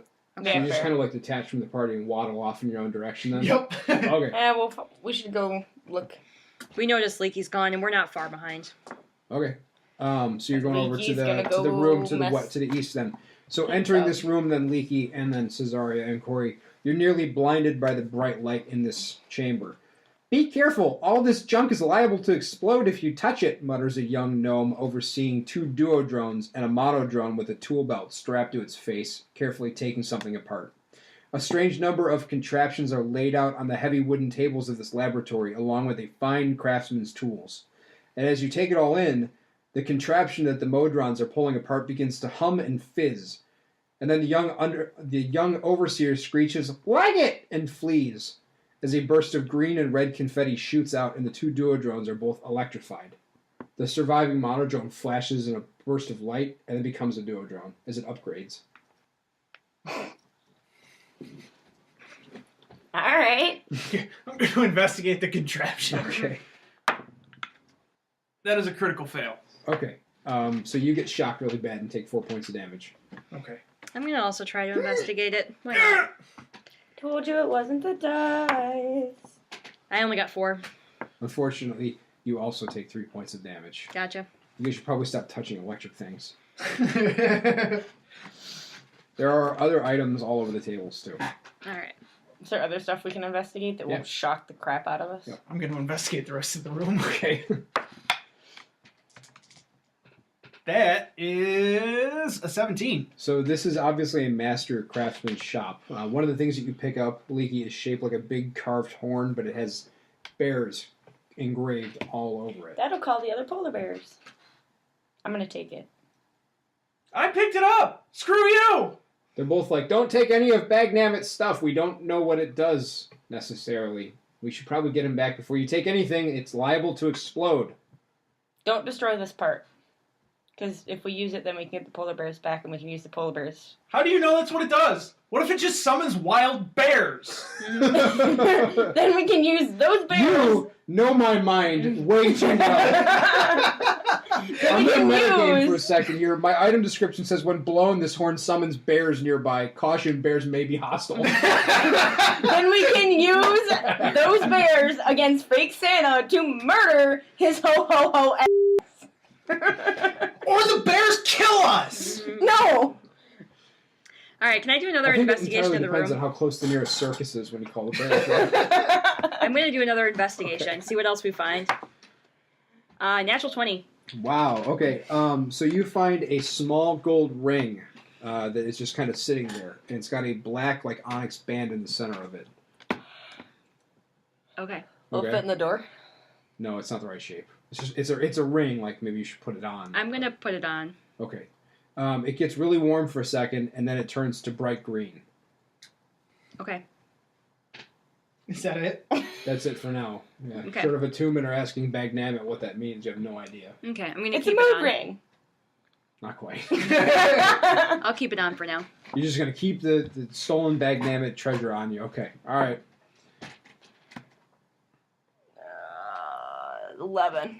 11. Cezzaria, you pick up a small square silver item that is like handheld, very light.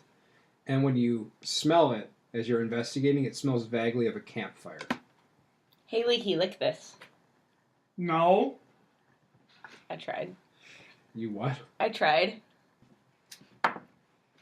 What exactly are you doing to it? Persuasion of 9 to get Leaky to lick it. Damn it. Leaky licks the box! It tastes vaguely like soot and stones. Ah. Ah. Does it taste like campfire? Yes? Alright, so I shall we put go... the box in my pocket. Great. We're just thieving his stuff as we go. I put the horn down. Yeah. I pick up the horn. Fine, I put the ring back. Okay. I'll leave the box, but I'm taking the horn. Which we're taking the horn. Okay. All We're right. taking the horn. Put it back! So we're going to... I'm gonna roll a strength check to rip it out of her hands and put it back. That's a 19. Fine. So You have no choice. The gnomes are just like their hands are over their eyes. They watch you fight over the stuff that's liable to explode at any second. I put it down gently. Okay. No! All right. So what do you want to do now? We should probably go check out that door. Okay. See if the ruby fits. So what are you doing then? Tell me. We're going back upstairs. Okay. Up to the magic door. Okay. The quadrones are like both trained on you. And we're going to try and stuff the ruby in the hole Okay. on the door. So you're pushing the ruby into the plate. Mm-hmm. All right. So you feel a blast of chill air as the Wizard of Hool reappears. And he looks at you, and he looks at the quadrones that immediately release their arrows and fire at him and do... Wow, 6 damage. And immediately attacks you. Roll for initiative. Okay. Ho, ho, ho! It's going to be a combat now. I got a natural 20. I got 17. Yikes. I got an 11. Cezaria's at the bottom of the roll until it counts. Mm. 11? Yep. 17. 17. Wow, I'm at the bottom of the initiative this time. So how'd that box taste? How's your hand feeling? Eh. Already cured it. We're fine. So he flies into a rage and is like, "What have you done? Where's the wand?" But obviously you don't have it since the quadrones have opened fire on him. Because we didn't attempt to use the wand of controlling at all. And that makes it Cezaria's turn. I'm not angry. Where's the other dice I want? I don't want that one. Where's the dice I want? What are you looking for? I D10. Right there. There. Shh. I'm going to fire a crossbow arrow at him. Fair. 20 not natural. Okay. And 13 damage. Kyle rubbed my foot or Lindsay? It's me. 13 damage. 13 damage. So what did you roll on your strike? 20 not natural. Okay, so that's definitely a hit. All right, fair enough. Can I use my bonus action? To Try and hide amongst all the crap that's right here. We're in a stairway, aren't we? Yeah, we're in a brightly lit stairway. No, we're not. You're on a We're not. narrow platform too. You guys are all like point blank together. So Can I use my bonus action to back up a little? you could back up, I guess, behind the others if you really want to Okay. abandon them. Can you do multiple I'm bonus squishiest. actions in the Say that same? again? Can you do multiple bonus actions in the same turn? No. Technically, you could hide behind Korri. Yeah, I guess you could, and then fight with partial cover. Well, I was more so thinking. She can hide behind Korri, and well, it's not going to matter because he's going to be engaged eventually. So I just don't want him to be engaged with me because I'm the squishy one. Yay! That makes it. That's why I backed up a little. It makes it the wizard's turn. So he is like, I can't believe you betrayed me for these filthy little gnomes. Well, then why did you lie to us And about he everything? Begins to utter some sort of incantation or evocation, and he summons a rock hard blast of ice. I was going somewhere different for a second there. That is in a 20-foot radius, so it's going to hit all of you. So every creature within the cylinder must make a dexterity saving throw, and it doesn't even matter on the Modrons. The Modrons are gone. They're all wiped out. I'm going to use my aura of protection on what's your HP? 38. And what's your armor class? 19. Wow, your armor class is a lot better than mine. What's your armor class? 20. Okay, I'm gonna use that myself then. Okay. Dexterity saving throw for Leaky of 23. Wow, okay. You're a freak. I also have advantage on dexterity saving So your throws. saving throw is 23. 17. 17, okay. I'm screwed. 11. 11, okay. Ouch. So Cezzaria is taking 13 cold damage, and Korri and Leaky are taking half of that. So 7. 7. So you guys are berated and battered by a bunch of cold storms, or not cold, hailstones that he's firing at you. They're like swirling within the staircase. That makes it Korri's turn. Okay, so I'm going. Modrons are destroyed, by the way. As a bonus action, I am going to cast Magic Weapon. What it does is makes it a magic weapon with +1 bonus to attack rolls and damage rolls. Nice. So that lasts for an hour. So I have that one. Is that your entire turn? No, it's a bonus action. Oh, okay. And then I'm going to swing. Okay, fair enough. Okay, so for my first swing, I got a 20. Okay, that's Unnatural. Okay, that's a hit. And I got 6 plus 5, so 11 damage for the first one. Not bad. And then for my second swing, actually, I'm sorry, it was 12 damage. Because I have the plus 12 1. damage. Okay. 18. That's a hit. And then 11 damage for the second swing. All right. Not bad. So he's taken 36 damage this round. Okay. That makes it Leaky's turn, and Leaky, he is floating up above the platform. So if you want to engage with him, it's going to be a flying strike. And you are, just for reference, you are, how far up are you? You're 10 feet up above the ground right now. No, 20 feet, because it's 20-foot size. So you take whatever that damage would be if you missed and fell. Okay. I'm going to rage. Reasonable? Because this is the man that has lied to me!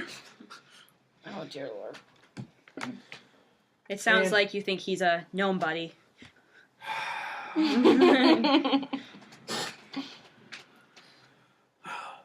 How long are the strings of my boot bolo?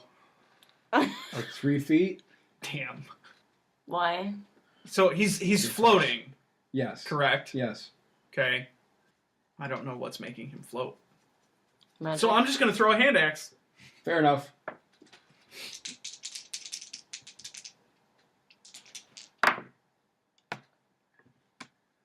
That's a non-natural 20 That hits. for 6, 11, 13 damage. Not bad. Okay, 13. Yep. And the hand axe is like stuck in his arm. Yeah. All right. All right, I'm going to throw my other hand axe at his other arm. Okay. That is a critical fail. Bummer. That completely misses. Was it the dull one? Yes. It goes clattering to the ground down below. And that makes it Cezaria's turn. So you've got a slightly wounded Wizard of Hool. This is when we need, like, a dragon shout to make him land. Wrong game. Yep. This is when I need my Dwarven Thrower. I do not know what happened to that. Don't know what you're talking about. We're all just going to conveniently forget. Yep. I don't know what you're talking about. Huh? I don't know what you're talking about. Yeah. Uh-huh. He's not is he focused on them? Well, he shot at all of us on his last He's turn. shooting at all of you. Damn. Yeah. So. Yeah, and he's 20 feet in the air, so he's not actually engaged with anyone yet. Yep, and he's passed his concentration check as well. So. He needs to die. Anyway. That's gonna be a hit. You're making this a very unmerry Critmas. Well, you shouldn't lie to people. Take 10 more damage and shut up. Okay. I don't like you, Well, that fake was Santa dramatic. Claus. Okay. So it is his turn. So his hailstorm is fading, but there's some bludgeoning damage that you guys need to do Constitution saving throws. Or I'm sorry, Dexterity saving throws for. So.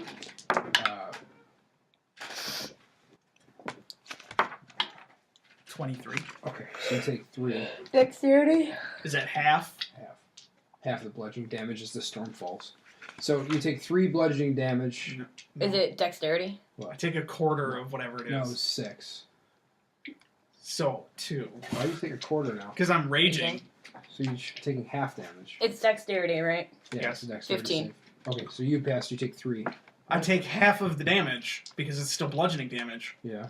Okay, so Cezzaria takes 3, Leaky takes 2, Korri, you gotta roll a dexterity save. I was double checking to see if I could use my aura of protection again, or if it was only once per long rest. So sorry, give me 1 second.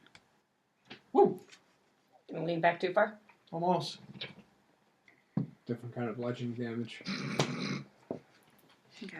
I'm gonna go with no. I can't see it, but I'm gonna go with no for right now. Okay. So I have a 10. Okay, so you take 6 bludgeoning damage. Okay. And the storm falls, so it just comes clattering down the master staircase. And that makes it his turn, and he is like, traitors! And he summons a fireball up above his head. And he's about to drop on you guys. Oh, great. So this is where things get really fun. Why aren't the gnomes helping us? Because you guys didn't ask them to. Okay, so he is going to fire this thing. He points his finger at you guys. We probably should yell that at the gnomes. And each creature in a 20-foot radius centered on that must make a dexterity saving throw of 14 or greater. You're good. Yep, I pass. So do you. Yay. I do not. Bummer.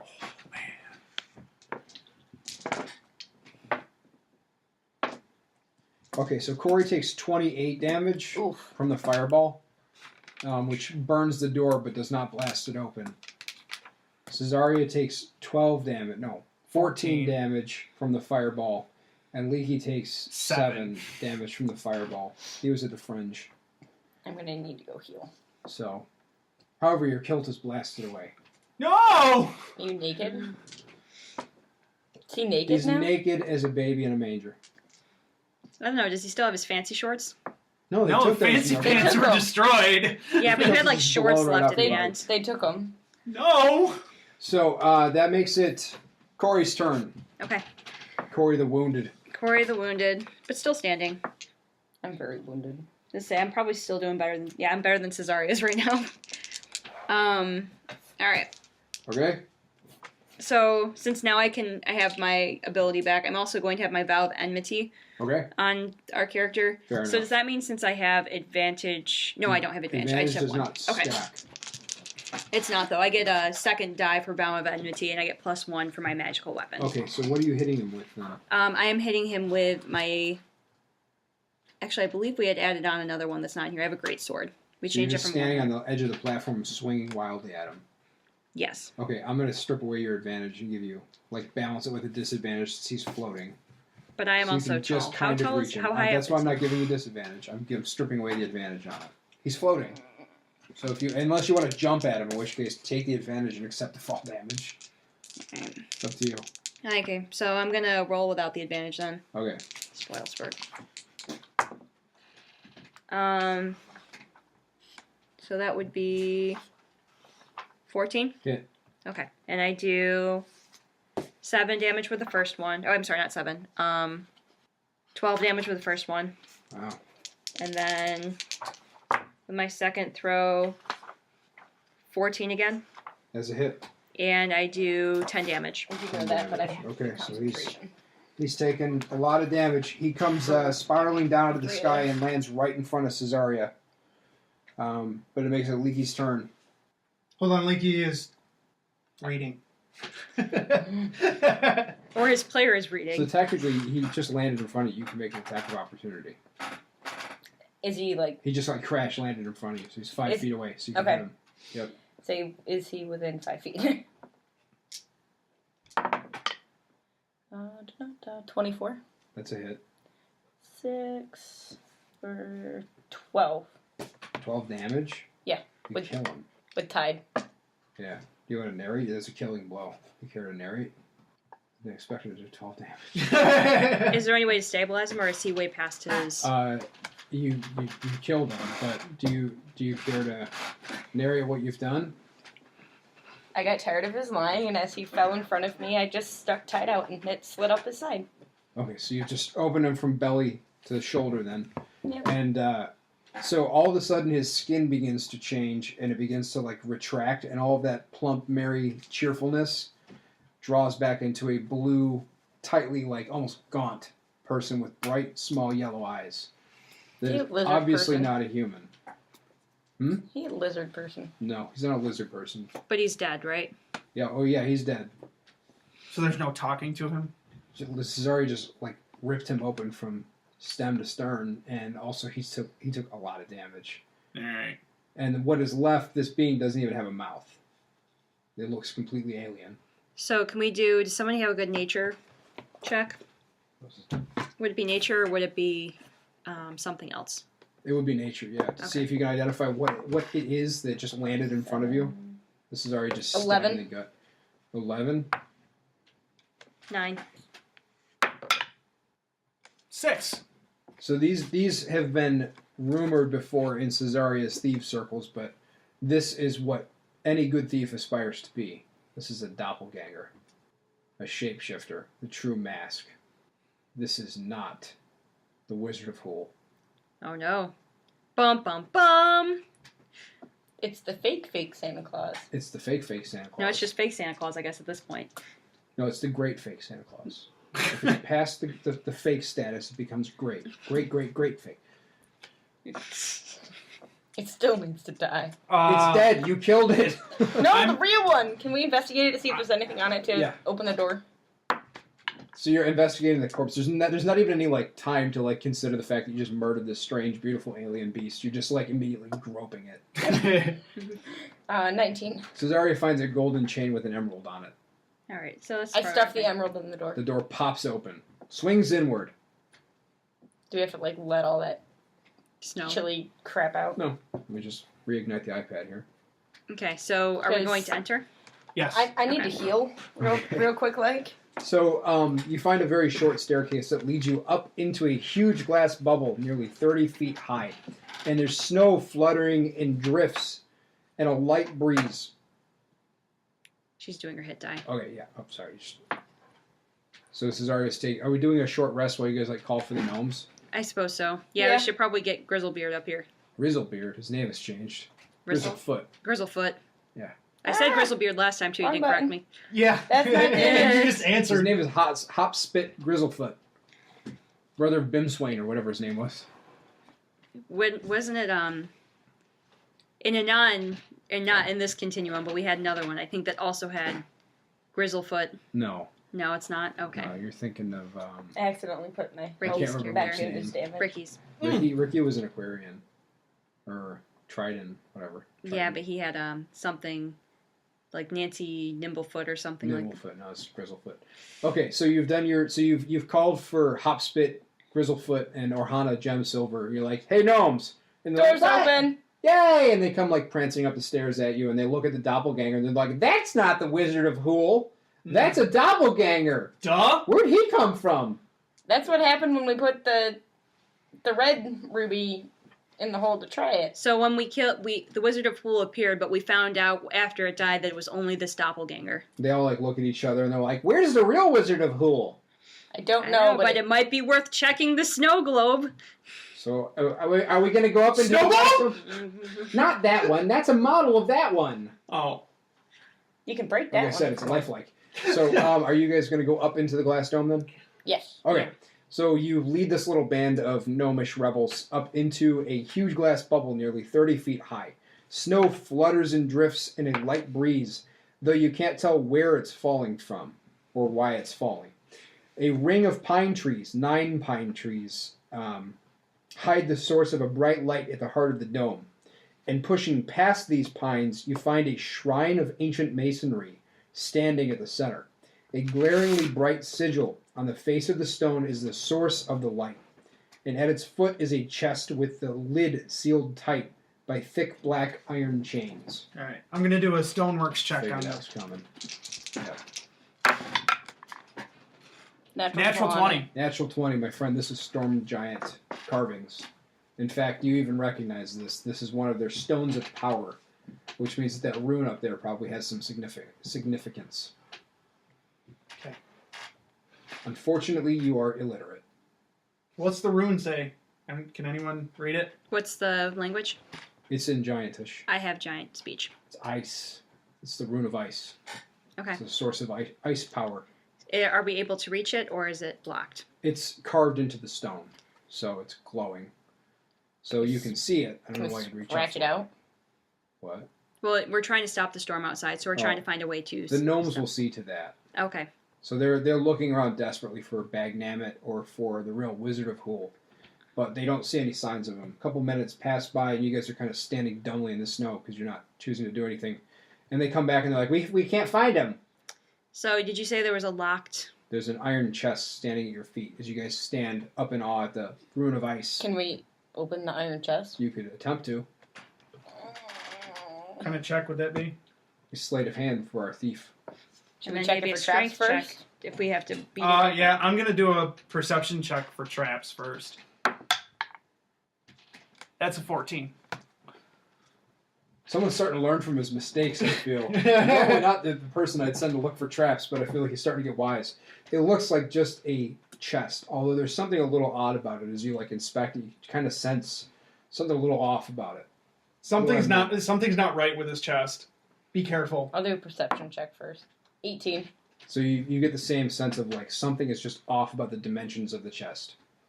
Meaning, it might be like Hermione's purse in Harry Potter, where I just always it says no bottom. picture the interior of that thing as a dumpster. Sleight of hand of 17. You are able to pop the lock on this chain, and the heavy chains slide aside, clank down to the ground, and the gnomes all wait with bated breath. What do you do? Leaky, open it. Why do I have to open it? I will open the chest. Because I'm Okay. squishy. So as they argue over whose responsibility it is to risk their life, Korri opens the chest, and she looks down into a 10-foot deep cylinder, at the bottom of which is a very fat, very sick-looking man and a gnome. Both of them are tied and gagged. How Okay. do we get them out? The gnomes are like, "Oh my God, Bagnamit and Wizard of Hool!" Are you I throw my rope down, tie it off to one of the 9 trees. We're gonna have to go get them though.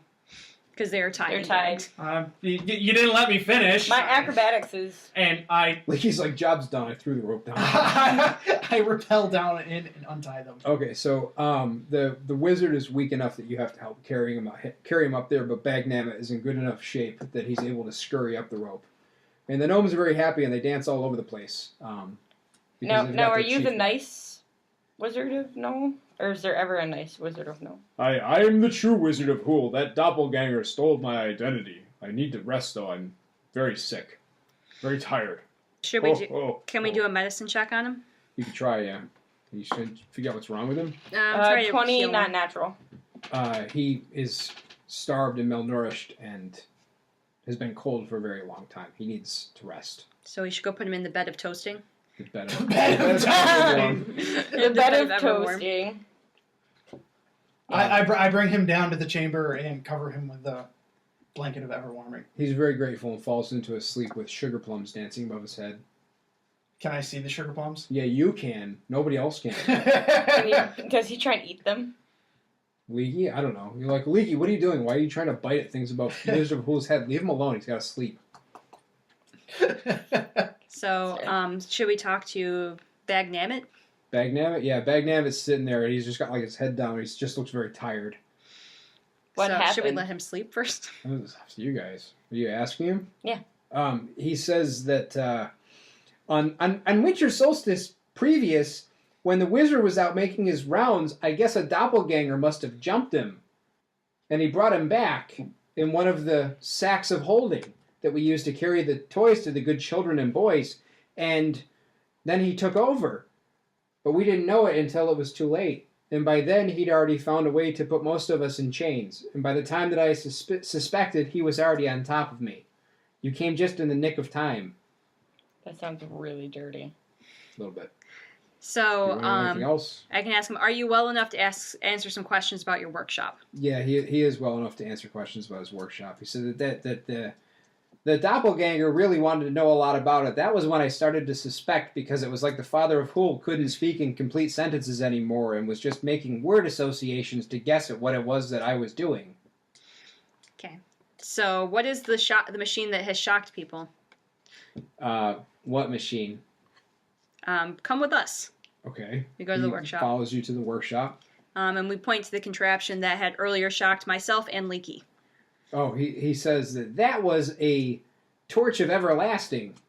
It hasn't worked yet. That's why it's not down in the replication workshop. What's the horn? That's my bear horn. Don't blow it. Mm. It goes wrong every time. I told you! And what about the ring? That's my ring of foreplay. It'll tell you what your mood will be tomorrow. Probably. What is this box that smells like campfire? That's my pocket campfire. I wish I had that when I was down in the hole. Don't drop it. It'll explode. Oh, by the way, we probably should tell you about the polar bears are out, and 2 of them are dead. I guess we'll have to use the bear horn. That'll be a mess. Can I blow the bear horn? Can I blow the bear horn? Can I blow the bear horn? He's like, right now. Settle down, young man. You're welcome.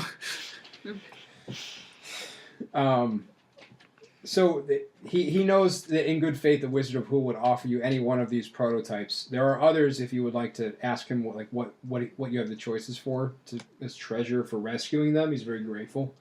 He's also willing to give you a bounty for killing the doppelganger. Okay. So do you want one of the magic items or do you just want cash money? I want one of the magic items. What are the other magic What items? are there? There is, he goes, this is liquid starlight, and he holds up this jar of glowing liquid that can be used as a torch or as radiant poison. Don't ingest. If ingested, immediately induce vomiting and call a professional. What kind of professional? Do you know any clerics? Yeah. We do! All right. I am not gonna heal you after that one. That's your own fault. Call a different professional. I'll heal you enough to keep you alive, but... Or we let Leaky perma-die. So, Well, we keep him alive, but we make He him says- sick enough that he learns his lesson. over here, and he holds up these like big banded wicker contraptions. He goes, these are shoes of snow sprinting. These woven snowshoes that are of gnomish design. Don't believe the haters. will allow you to sprint on snow as if it wasn't even tough terrain. They don't work on ice, though. What else you got? Do not work on ice. He says that he also has a potion of cat eye, which when imbibed, this potion makes your eyes glow and gives you vision in the dark. The issue is that I don't know how to counter-effect it yet. Do you be blind in bright light? Yes. Not a good prank item. He also says, I have this handy knife, which is a folding knife that incorporates half a dozen tools, including a lockpick. However, it's really tough to fold back. And if you do, you're going to need to make a dexterity saving throw to make sure you don't cut yourself. I have my sleight of hand. And he's got the Staff of Masking, which was recovered from the Wizard of Hool, which will allow you to cast Polymorph. Although, it's missing a berry. What happened to the berry? He gave it to me. Don't eat the berry. He told me to eat it, but I didn't. Where is the berry? I threw it at him. It's still in the bar. Oh, I hope nobody eats the berry. What Why? happened? What happens if they eat the berry? Death. It's a holly berry. Oh. Don't eat those. Uh-oh. Well, So weren't any children where you threw it, was there? It was a bar. No! Okay. bar, I was drunk adult. I'm glad I didn't eat that. So, I'm really glad I didn't eat that. So you guys want to do the cash, or do you want to do one of these items? Take an item. Yeah, it's up to you. Nothing there. What kind of tools are in the... You have to do a dexterity Knife. saving throw each Which time I have you- advantage on. You've got your regular little hacksaw, toy saw. You've got a pick. You've got your knife, which uses a dagger, I guess. You've got your salmon fillet, so you can make nice cuts. Mhm. It's a pocket knife. Skin him alive! I say we just take the cash. Yeah, nothing sounds interesting. Okay, so he's willing to give you a bag of gems that cost, or that are worth about 500 gold pieces, split total. Okay. So, Just 503. Straight up 500. Also, what do we get for the doppelganger? So 500 1100 divided by experience. 3. So that would be It's like 166. 300. Call it 1,200, Each. split is 400. So 400 experience. There's sapphires, there's rubies, there's emeralds. This is like the bag of gems that he would use to encrust his finalized items. So what are we doing? So we have 400 experience, and then we have 500. About 330 gold a piece in 330. terms of gem weight, which you need to sell the gems. That's 900 gold though, worth. Huh? If it's 330 a piece, that would be like 900 gold. 990. Yeah. Okay. 1,000. Or I'm sorry, it's 500. So whatever 500 split three ways is. Then. So it'd be half of that. 133 That's not bad. 160. or 166. 166. Okay, so 166 gold for the gems, roughly. You need to sell them, but you've got 160 gold worth of gems. He says that if you're willing to stay the night and have a feast with us, then in the morning perhaps the Wizard of Hool can send you back. Okay. So you So have to do a feasting. long rest, feasting, much delight in song, and cavorting, that sort of thing, as they celebrate their newfound freedom. Except their master's back. It's up to you how you want to interpret that. They seem happier with this master, They seem happier with the new one. or the The old old one. Their old one. Yeah. Original. You guys made the tower great again. Yay! So, and then in the morning, the Wizard of Hool, who is the only person in the tower not hungover aside from Leaky, is like, ho ho ho! Thank you for rescuing me and my tower and my gnomes and my automatons. Thank you. Sorry about your 2 polar bears. He sheds one big jolly tear. He's like, we'll find the others. We can still deliver the presents with just Ice Maw and Snowstrider and Romper and Stomper. Have they been caught yet? Not yet. Oh. Can I blow the bear horn? No. Oh. No. So, do you have any spells or magical items that you may offer us? Didn't Bagnamic give you my gems? They did, he did, but we wanted to just double check. That's awfully greedy of you in a time of giving. Well, it's all. Well, you'll be giving us presents. It would be the greatest gift. Yeah, he rolls, or he hands Leaky a set of a small box, More crabs? Takes the There's box. no crabs. There's not making any clicking noises. Leaky opens the box. You see a bunch of colored blocks on the inside. What is this? Those are blocks of language learning. It can make me read! Do you see any letters? It only displays letters in the language you know. I don't know how to read. They're blank then, huh? Oh no. You're gonna need someone to teach you a little bit so that they show up.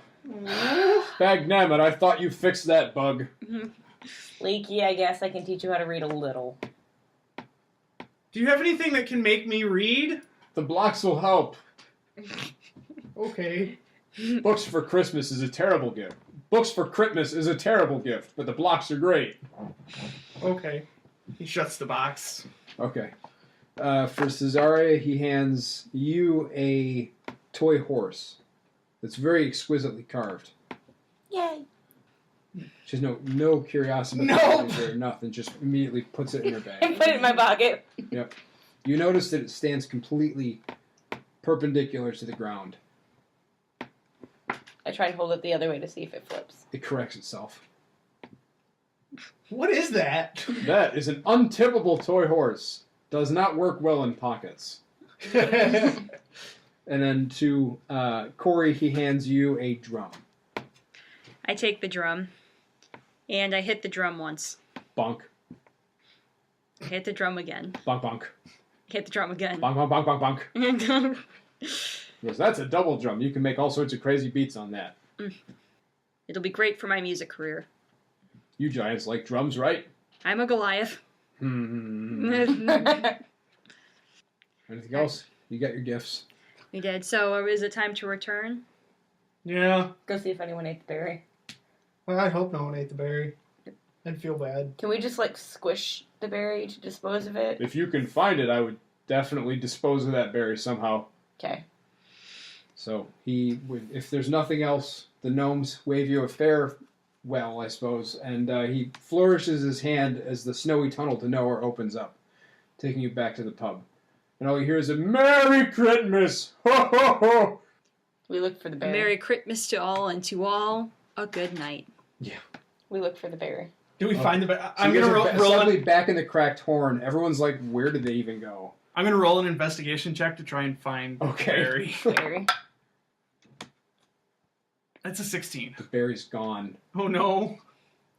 Who ate Merry Christmas! Somebody died of a holly berry. And this has been the last Diecast Critmas special. Maybe. If we survive another year, we might do another one.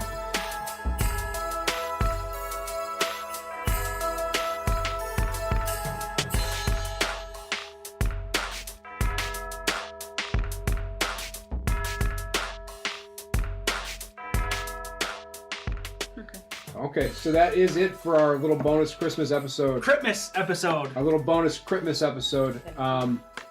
And we hope that you enjoyed it, and we'll be back next weekend with episode 11. Which is the immediate follow-up to 10, because you guys are still in Baldur's Gate, so we're back to the grind. Yep.